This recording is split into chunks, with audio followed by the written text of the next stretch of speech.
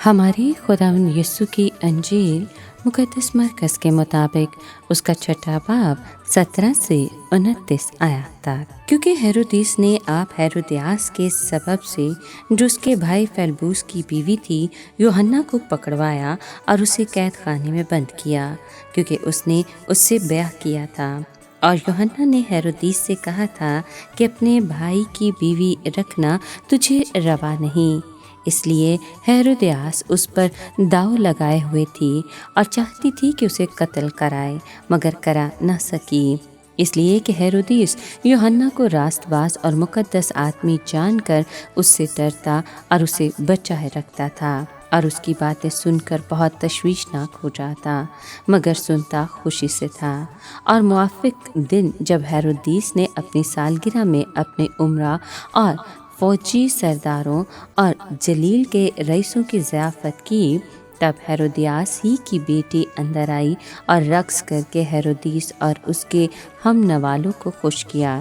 تب بادشاہ نے لڑکی سے کہا، تو جو چاہے مجھ سے مانگ اور میں تجھے دوں گا، اور اس سے قسم کھائی کہ جو کچھ تو مجھ سے مانگے اپنی آدھی سلطنت تک میں تجھے دوں گا۔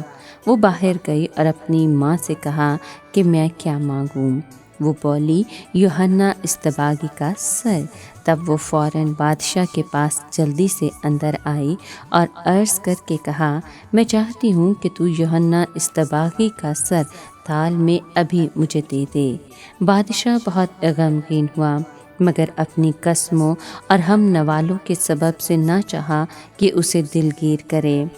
پس بادشاہ نے فوراً حکم دے کر سپاہی کو بھیجا کہ اس کا سر لائے۔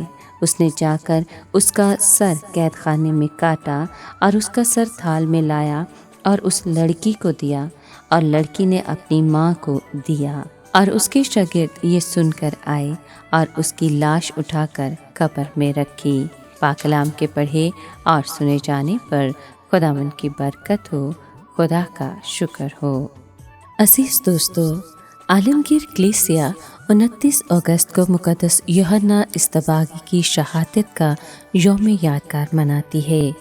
یوحنا اصطباغی کی شہادت کا یوم یادگار ابتدائی صدیوں ہی سے منایا جاتا رہا ہے۔ 4 صدی میں سامریا میں ایک زمین دوست چیپل مقدس یوحنا کے نام سے مخصوص کیا گیا، جہاں پر یوحنا کے سر کی تعظیم کی جاتی تھی۔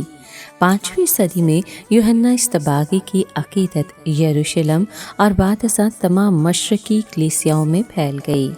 6 صدی سے یوحنا اصطباغی کی شہادت کے یوم یادگار کے روم میں منائے جانے کا آغاز ہوا۔ روم میں مقدس سلویسٹر کے گرجا گھر میں یوحنا اصطباغی کے سر کا ایک حصہ تبرک کے طور پر موجود ہے، جس کی تعظیم کی جاتی ہے، جبکہ اس کے سر کا دوسرا حصہ صلیبی جنگوں کے دوران فرانس لے جایا گیا، جہاں اس کی تعظیم کی جاتی ہے۔ اپنی موت کے بارے میں یوحنا اصطباغی کو کسی قسم کا کوئی شبہ نہ تھا، کیونکہ اس نے ہیرودیس بادشاہ کو یہ چیلنج کیا تھا کہ جو گناہ آلودہ زندگی وہ گزار رہا ہے وہ صحیح نہیں ہے۔ یوحنا جانتا تھا کہ ہیرودیس کو یہ چیلنج کرنا موت کو دعوت دینے کے مترادف ہے، لیکن اس نے دلیری اور بے باکی کے ساتھ حق اور سچ کی بات کی۔ یوحنا اصطباغی شہید نبی ہے۔ نبی کی زندگی کا مقصد خدا کے پیغام کو لوگوں تک پہنچانا ہوتا ہے۔ یوحنا نے خدا کے کلام کو وفاداری کے ساتھ لوگوں تک پہنچایا، اپنے مشن کی تکمیل کی راہ میں حائل ہر طرح کی رکاوٹ کا سامنا کیا۔ اس نے دلیری اور بے باکی کے ساتھ صاحب اختیار کو چیلنج کیا اور حق اور سچ کے لیے آواز بلند کی۔ خداوند یسوع مسیح کا نقیب ہوتے ہوئے یوحنا نے خدا کی راہ تیار کی۔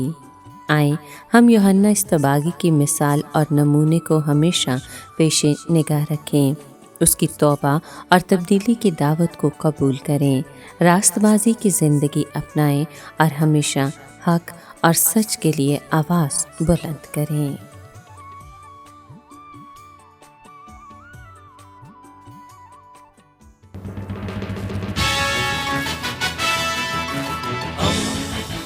دوستی کا پیغمبر Radio Veritas Asia.